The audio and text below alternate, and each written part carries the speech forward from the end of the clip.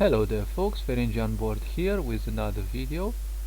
This time I was thinking to discuss a bit about a quote that I have heard quite often recently, and this quote says, you will never ever you will never ever exceed the expectations that you set for yourself.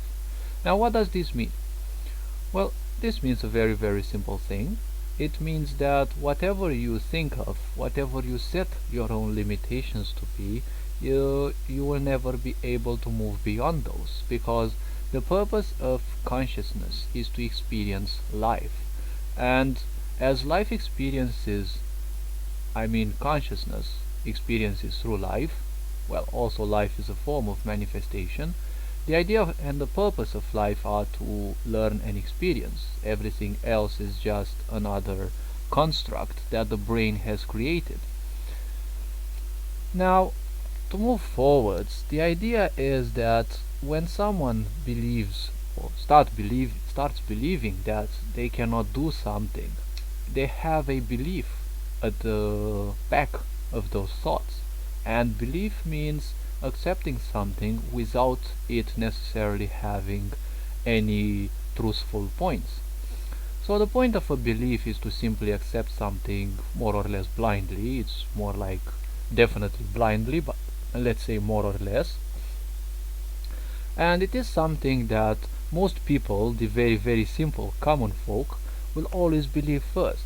It is said that the easiest minds can always imagine things the fastest, because not being anything that they would know, they will already envision it. So whatever you want to call them, idiots, retarded, primitives, as I used to call them, um, these people will always be the first who will find it also easier to imagine whatever is new to them. So if you speak to them about angels, for example, and they don't know what those are, and you start speaking to them that they have, a humanoid form and they also have wings, when those people, you speak to them, they already envision those, and to them it will be like an enlightenment.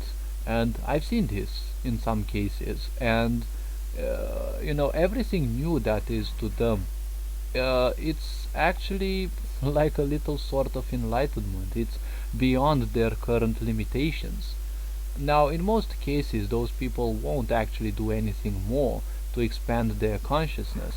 They will simply accept things the way they are, and they will simply move forward with that. Now, these people who take things for granted are those people who will usually teach their children the same things. And most people who spirituality calls as stuck or plugged into the matrix, these people will always teach people the little things that they know. And I personally have a quote that says 80% of what a teacher would give you, in many cases, not all, is usually their fears and insecurities. Now, this does not apply in all and each case. Also, mentorhood is something very important. Based on it, it's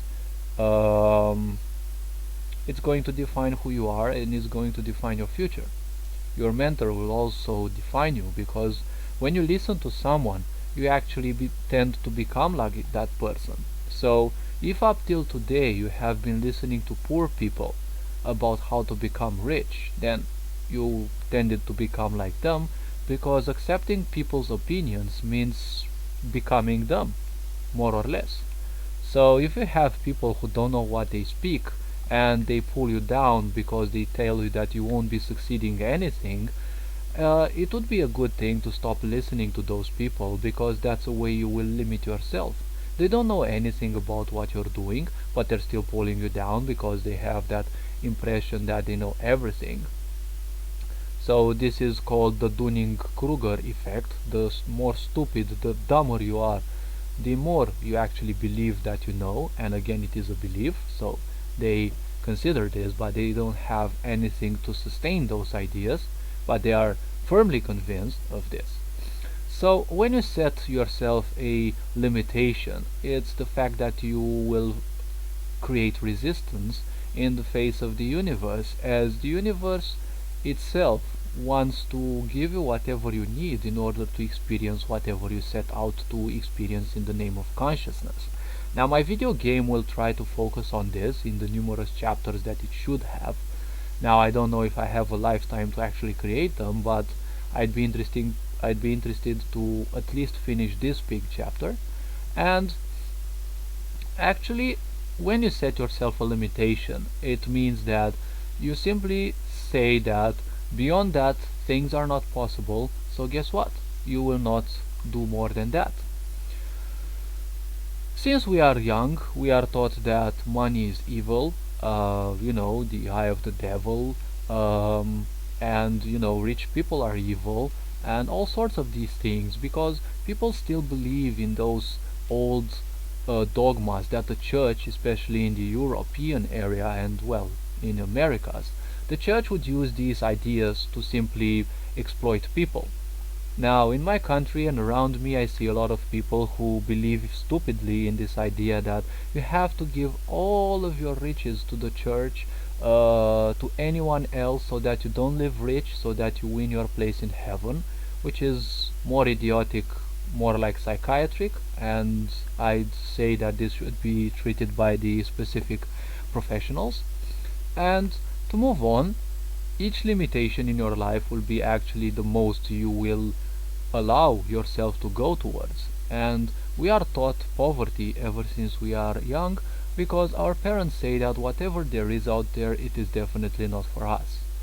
Later on, when we grow, we get up into schools, and unfortunately the schooling system is very, very obsolete, and it fails horribly at teaching the young generations how to survive, how to gain money, how to create wealth, and how to develop. And without a proper skill to know how to create your own income, right, passive income or whatever type of income, to create some funnels in order to sustain yourself outside of a job, now that is very, very bad. The schooling system is very old. It's 200 years old, the more normal, the more modern version of it, and it was created in order to be able to teach hundreds, even thousands of people at the same time how to work in the industrial age, since it is kind of then when these modern type schools appeared. But now this modern type of schooling system is very, very obsolete. Nowadays everything should be directed more towards the individual, towards teaching people beyond the limitations of poverty and beyond any type of limitation. Because if you believe that you suck, well, unfortunately the world will also try to, actually it will not try, the world will most likely adapt to what you believe. I've made a short video about this a few hours ago, and the thing is very, very simple. When you believe things about yourself, it's you see, the brain, the mind, will always seek to find proof of whatever you believe, and whatever you believe in, be it that it is founded or not, whatever you believe in will prime in your mind. That is why, let's say in my case, before I took the exam or even started learning what was needed in order to become a driver, I would not take into account any of the driver school cars, right? Um, After I graduated the exam and I started actually to drive, I could see so many of those cars. It was like, wow! I actually found out that I have 24 of those schools in my town. I don't know if their number actually reduced, but it still was something great to find out. And whatever you focus on will also grow, so the more you think of a certain thing, your mind will focus on that idea because it is desperate to find proof. So if you believe that you suck, you won't take into account the 100 times when people actually behave nice with you, and the 1000 situations in which the universe saved you from a potential danger, but you will take into account that one situation where someone actually tells you that you suck. And this is very, very bad in a way, because we are not also taught how to deal with our emotions. Our emotions are our inner guidance system. It is a way that our universe will communicate with us, and so within, so without. So the way you think of yourself, the way your inner world exists, will actually manifest as a mirror in reality. That is why if you are surrounded by a lot of negative people, well, these people suffer a lot within them. And as I said in a previous video of mine, if they suffer, ask yourself one thing, like, is it your fault that they are suffering? No? Good. Then why should I suffer as well? Now, each of these people will actually invite you in, and they will actually want you to suffer alongside them. So that is why you have to keep up the good work. You have to keep doing whatever you do, because every time you distract yourself, the mind requires around 20 to 30 minutes to actually come back to whatever it was doing, and also do it at a like great level. So every time you distract yourself with other people and whatever does not serve you, imagine that you've lost around 20 to 30 minutes of your life. This should be a very useful tip. Also, another tip to prevent distractions would be to always measure the last 10 minutes you were conscious of this thing. Every time you do something, just think about, what did I do in the last 10 minutes? And just always do this each and every time, each and every moment of your day. Every time you become conscious of yourself again, or I don't know, every time you remember this, what have you been doing in the latest 10 minutes? And you'll see how much you procrastinated, you'll see how much ineffective you were, and you will hopefully start to remedy this. Because if you cannot do this, it means you're not motivated enough. Now, in my opinion, and as of what I felt and seen, motivation is nothing but a fluke. It is just something used to, drain money from people, in all sorts of ideas that, become motivated and such. The only thing to motivate a human being is a why question. When you want to do something and you ask yourself why you are doing that and you don't have an answer, then it means you don't have that set as a goal. Now, in my case, I want to start, and I've started, like tomorrow there will be 10 months since I've started game design. Now, I want to create feelings, not necessarily games. I'm not interested in creating other games. There are billions of them already. I'm interested in creating games through which I provide value to people, and I teach them how to become less and less afraid of their darker sides, which are again aspects of themselves. If you run away from your darkness, it's not going to make you more complete. It will actually keep you in the warfare that you have. And having a warfare within you is a form of cancer. Now, about expectations, I again kind of speak too much around the thing. Now, expectation is something that you should really start having and consider like seriously having. So an expectation would be something like, by the end of next month I want to have achieved this. And you have to imagine on each and every day what you have to create, what you have to do in order to achieve that role. And if you don't do it one day, you're going to affect your daily goals, you're going to affect your weekly, your monthly, your yearly goals, and basically it will be a delay of your success. Now, of course, expectations should be something normal, should be something like step by step. Don't expect you to gain $1 million by the end of this year. Probably it will be available, it will be possible, but in a very little percentage of people's cases. So, to tell you honestly, just make normal expectations of yourself, because the higher your expectations of yourself are and the more far-fetched they are, the more you will pull yourself down. And with expectations, create some expectations that won't create limits within yourself. Don't create expectations like, I want to make $20,000 by the end of this year. And well, you can set up something like this. You can set a very small expectation, you can set a normal expectation, and you can set an a far-fetched expectation, so long as you keep thinking about them and envisioning yourself how you would succeed. Now, another limitation and how it will affect you is usually with people getting into problems. When you have a problem, most people think of the problem instead of the situation. Now, the rich people and those who are actually very good planners, they don't spend time unproductively. Note that I almost never say waste time because it's something that you pull yourself down indirectly with.